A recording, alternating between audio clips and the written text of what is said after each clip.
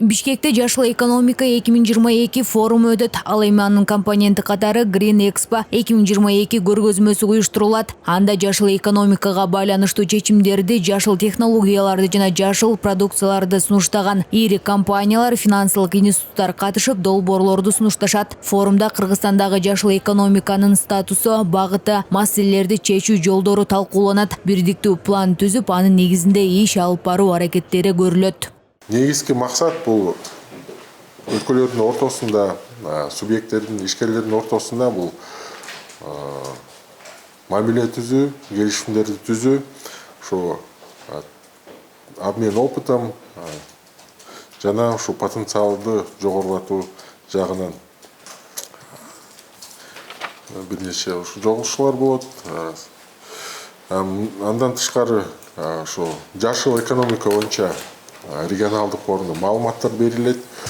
Ошол эле биздин жетишкендиктер жөнүндө биз маалымдайбыз. Жашыл экономика форуму негизи 3 багытта өтөт: экологиялык транспорт, туруктуу туризм жана туруктуу жашыл каржылоо. Иш-чаранын максаты өлкөлөр, ишкерлер ортосунда мамиле жана келишимдерди түзүү, ошондой эле тажрыйба алмашуу менен потенциалды жогорулатуу. Мындан тышкары Борбор калаада 10 ноябрь күнү Бишкек инвестициялык форумуда өтүүсү күтүлүүдө. Бул форум 2015 жылдан бери өтүп келет. Ушул жылы инвестицияларды тартуу боюнча 200дөн ашык долбоор түшүп, анын 20сы тандалган. 10 ноябрь күнү Бишкек инвестициялык форуму болуп өтөт.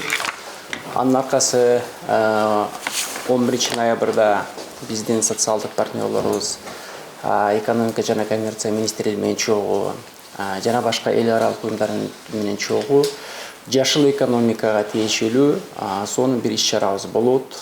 Биз муну көптөн бери даярдап келе жаткан болчубуз. Өзүңүздөр билгендей, биздин коллегабыз айтып кетти, жашообузда деги эле жашылдандыруу, жашообузду жеңилдетүү, жашообузга деги эле ушул жашыл эко инструменттер киргизүү максатында бир нече проекттер болуп жатат. Ааламдашуу доорунда экология бузулуп, табигатка болгон баалуулуктар баркталууда. Мындан улам жашыл экономика дүйнө тандаган багыт. Андыктан Кыргызстанда туруктуу туризмди өнүктүрүү зарыл. Кыргызстанда туроператорлор ассоциациясынын аткаруучу директору Нурбек Сапаров форумдун алкагында туруктуу туризмди өнүктүрүү үчүн долбоорлор сунушталып, коңшу өлкөлөрдөн коноктор чакырылганын айтат. Туризм деп айтканда биз айыл жактарыбыз өнүккөн жерибиз туризмде. Ошон үчүн туруктуу туризмди биз эмне кылсак, кандай иш-чара өткөрсөк дагы биз ошо туруктуу туризм тууралуу өткөрөбүз. Ошон үчүн жаныбыздагы өлкөлөр же СНГнын ичиндеги туризмди мыкты өткөрүп бараткан саясий өлкөлөрдү ошого чакырганга сунуштапбыз. Кыргызстандын коммерциялык банктары жашыл долбоорлор үчүн насыянын пайызын төмөндөтүү мүмкүнчүлүгүн карап жатат. Бул тууралуу Кыргызстан банктар союзунун өкүлү Рустам Сарыбаев билдирди. Ал белгилегендей, азыр бизнес үчүн негизги маселе каржы ресурстарынын кымбаттаганы болуп жатат. Для бизнеса, для частного сектора основная проблема – это дороговизна, именно финансовых ресурсов. Сейчас мы работаем над тем, чтобы снизить эти ставки, позволить более удобно и легче получить доступ к этим финансам. И именно эти инвестиции должны направлены быть на именно только на устойчивые зеленые проекты.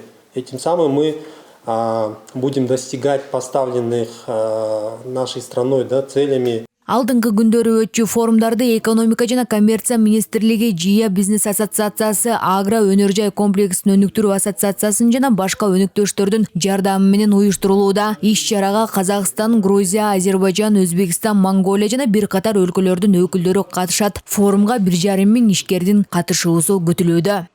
Айтолкун Анапяева, Самат Төлөтакунов, 5 канал.